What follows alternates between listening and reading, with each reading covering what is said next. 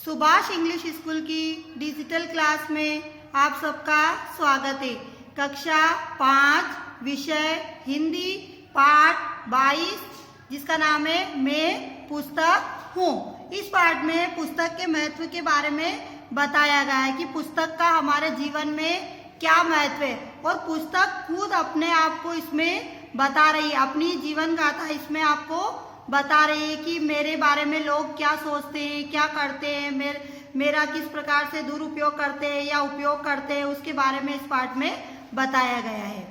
मैं पुस्तक हूँ, मैं तुम्हारी अपनी पुस्तक हूँ। अगर तुम मुझसे प्यार करोगे तो बड़े बन जाओगे। मैं ज्ञान का भंडार हूँ। मनुष्य को मनुष्य मैंने बनाया है। मनुष्य पढ़ सकता है, पशु पढ़ नहीं सकते। मुझसे प्रेम करने वाले सभी ज्ञानी बन जाते हैं। इसलिए मैं कहती हूँ कि मुझे ध्यान से पढ़ा करो। मैं यह नहीं कहती कि तुम खेला ना करो, खेलना भी आवश्यक है, पर पढ़ना उससे भी अधिक आवश्यक है। तो पुस्तक अपने बारे में इसमें बता रही है कि मैं एक पुस्तक हूँ, मैं तुम्हारी अपनी पुस्तक हूँ। सभी के पास पुस्तक रहती है, आप भी पढ़ाई करते हो तो आपके पास भी पुस्तक है, किताब। अगर तुम मुझसे प्यार करोगे तो बड़े बन जाओगे। अगर हम पुस्तक से प्यार करेंगे, पुस्तक के महत्व को समझेंगे तो हम क्या बन जाएंगे? बड़े आदमी बन जाएंगे। पुस्तक में क्या होता है? ज्ञान का भंडार होता है। पुस्तक से ही हमें ज्ञान प्राप्त होता है और मनुष्य को मनुष्य पुस्तक ही बनाती है, क्योंकि मनुष्य पुस्तक को पढ़ सकता है, जो पशु होते हैं वो पुस्तक को नहीं पढ़ सकते। और पुस्तक कहती है कि जो अगर तुम मुझसे प्रेम करोगे तो तुम सभी क्या बन जाओगे? ज्ञानी बन जाओगे। इसीलिए मैं कहती हूँ, पुस्तक हमसे कहती है कि मुझे ध्यान से पढ़ा करो। मैं यह नहीं कहती कि तुम खेला ना करो। पुस्तक हमसे कहती है कि खेलो नहीं, ऐसा नहीं कहती है, क्योंकि खेलना भी हमारे लिए जरूरी है। खेल से हम व्यायाम करते हैं तो खेल भी हमारे लिए बहुत ही जरूरी है, पर पढ़ना उससे भी अधिक आवश्यक है। पढ़ना हमारे लिए सबसे ज़्यादा जरूरी है। आज जिन्हें तुम विद्वान कहते हो उन्हें विद्वान मैंने बनाया। आज जिन वैज्ञानिकों का नाम तुम जानते हो उन्हें वैज्ञानिक मैंने बनाया है। मुझे पढ़कर न जाने कितने लेखक बन गए। पहले मैं उन्हें विद्वान बनाती हूँ, फिर मैं उन्हें लेखक बनाती हूँ, फिर वे मुझे बनाते हैं। है ना मज़ेदार बात? तो पुस्तक एक मज़ेदार बात बता रही है अपने बारे में। वो कहती है कि मैं तुम्हें विद्वान बनाती हूँ, क्योंकि पुस्तक को पढ़कर ही विद्वान बनते हैं, लेखक बनते हैं, डॉक्टर बनते हैं, इंजीनियर बनते हैं। ये सब अगर हम पढ़ेंगे तभी बन पाएंगे, अगर हम नहीं पढ़ेंगे तो हम कुछ भी नहीं बन पाएंगे, हम बिल्कुल पशु के समान हो जाएंगे। तो पुस्तक कहती है कि आज जो वैज्ञानिकों का नाम तुम जानते हो, सुनते हो, उन्हें वैज्ञानिक किसने बनाया? पुस्तक ने बनाया, क्योंकि वो अच्छे से पढ़े तो वो वैज्ञानिक बने। फिर लेखक कौन होते हैं? जो पुस्तक को लिखते हैं। तो पहले वो पुस्तक को पढ़ते हैं, मैं उन्हें विद्वान बनाती हूँ। पुस्तक कहती है कि पहले तो मैं उन्हें विद्वान बनाती हूँ, फिर मैं उन्हें लेखक बनाती हूँ। पढ़ लिख कर लेखक बन जाते हैं और फिर वो क्या करते हैं? वो मुझे लिखते हैं, यानी कि मुझे बनाते हैं। लेखक ही होते हैं जो पुस्तक को लिखते हैं। तो ये बहुत ही मज़ेदार बात है। सभी विषय मेरे पास रहते हैं। कोई मुझे कहता है हिंदी की पुस्तक, कोई कहता अंग्रेजी की, कोई गणित की और कोई विज्ञान की। कोई मुझे धर्म की पुस्तक कहता है। मैं संसार के संपूर्ण ज्ञान का भंडार हूँ। मेरा मंदिर सरस्वती का मंदिर कहलाता है। अब पुस्तक कहती है कि मेरे पास सारे विषय होते हैं, मेरे पास सारे विषय है। कोई मुझे हिंदी की किताब कहता है, कोई मुझे अंग्रेजी की पुस्तक कहता है, कोई मुझे गणित की पुस्तक कहता है और कोई मुझे विज्ञान की पुस्तक कहता है। आपके पास भी सारे विषयों की पुस्तकें होती है ना, हिंदी की, अंग्रेजी की, गणित की, विज्ञान की, सामाजिक की, है ना। और कोई मुझे धर्म की पुस्तक भी कहता है। धर्म की पुस्तकें भी होती है, रामायण, महाभारत, ये सारी धार्मिक पुस्तकें होती है। तो जितना भी संसार का ज्ञान है वो किसमें समाया हुआ है? पुस्तक के अंदर। और पुस्तक का मंदिर क्या है? सरस्वती का मंदिर कहलाता है, क्योंकि सरस्वती को ज्ञान की माता कहा गया है। और जो हमारा विद्यालय है वो भी क्या है? ज्ञान का मंदिर है, क्योंकि उसमें भी सरस्वती माता विराजमान रहती है और हमें स्कूल विद्यालय से ज्ञान की प्राप्ति होती है, इसीलिए इसे ज्ञान का मंदिर कहा गया है। ये विद्यालय और पुस्तकालय सब मेरे ही मंदिर है। मैं क ख ग से चलती हूँ और विश्व कोश बन जाती हूँ।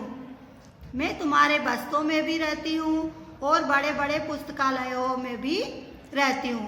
पुस्तकालयों में पत्र पत्रिकाएं मेरी बहनें हैं। अब पुस्तक कहती है कि वो कहाँ कहाँ रहती है, विद्यालय में रहती है, पुस्तकालय में रहती है।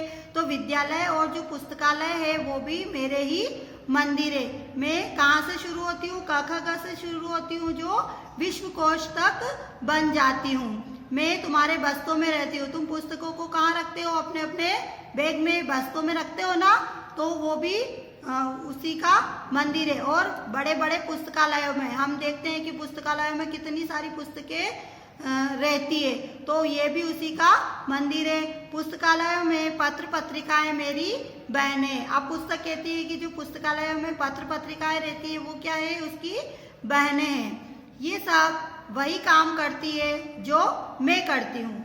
वे भी मेरी तरह ज्ञान बटोरती है और बांट देती है।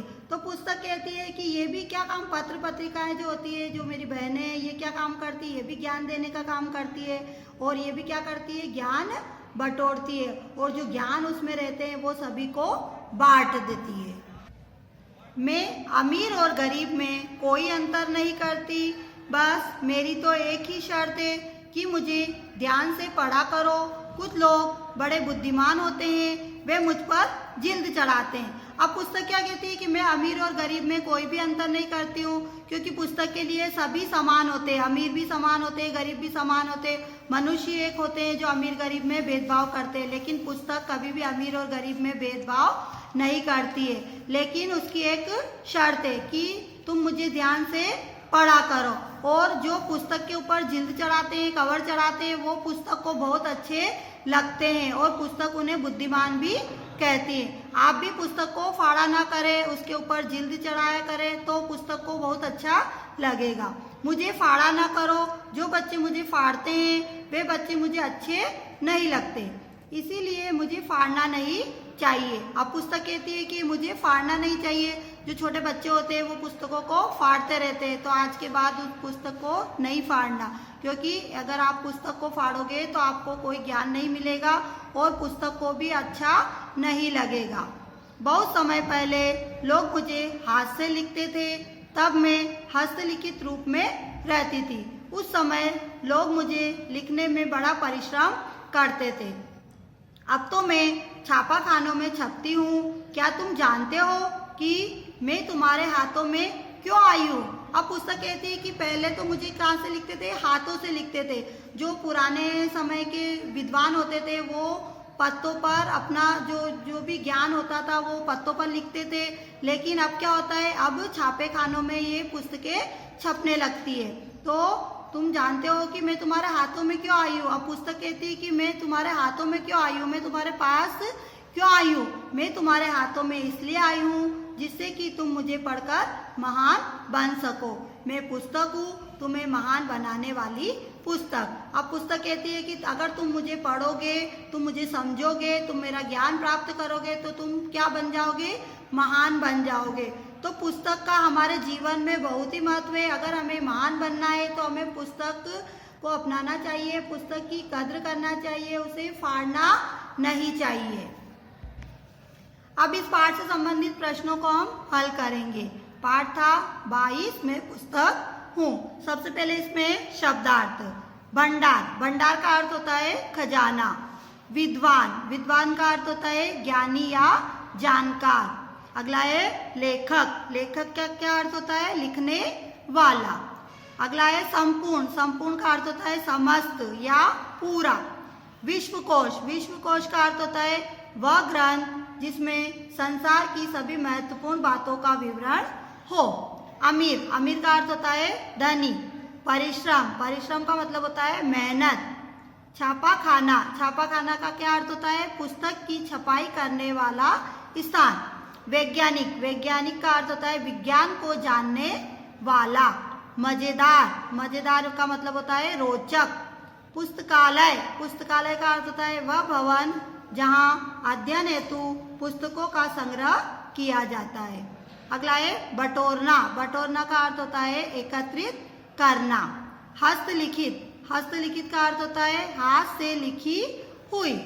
अगला प्रश्न है सही जोड़ी बनाइए। इसका पहला है विज्ञान का जानकार, उसको क्या कहते हैं? वैज्ञानिक। लिखने वाला, लिखने वाले को क्या कहते हैं? लेखक। वह स्थान जहाँ अध्ययन हेतु पुस्तकों का संग्रह किया गया हो उसे क्या कहते हैं? पुस्तकालय। पुस्तक का चलता फिरता भाई। पुस्तक का चलता फिरता भाई कौन है? समाचार पत्र। अगला प्रश्न है रिक्त स्थानों की पूर्ति कीजिए। इसका पहला है पुस्तक से प्रेम करने वाले देश बन जाते हैं। क्या बन जाते हैं? ज्ञानी। पहले मैं उन्हें देश बनाती हूँ। क्या बनाती हूँ? विद्वान। अगला है मेरा मंदिर देश का मंदिर कहलाता है। क्या कहलाता है? सरस्वती का मंदिर। अगला है मैं तुम्हारे हाथ में इसलिए आई हूँ कि तुम मुझे पढ़कर देश बनो। क्या बनो? मुझे पढ़कर महान बनो। अगला प्रश्न है अति लघुत्तरीय प्रश्न, जिनके उत्तर हमें 1-2 पंक्ति में देना है। इसका पहला प्रश्न है मनुष्य को मनुष्य किसने बनाया? उत्तर है मनुष्य को मनुष्य पुस्तक ने बनाया। अगला प्रश्न है संसार के संपूर्ण ज्ञान का भंडार कहाँ विद्यमान है? उत्तर है संसार के संपूर्ण ज्ञान का भंडार पुस्तक में विद्यमान है। अगला प्रश्न है पुस्तक किन लोगों में अंतर नहीं करती? उत्तर है पुस्तक अमीर और गरीब में अंतर नहीं करती।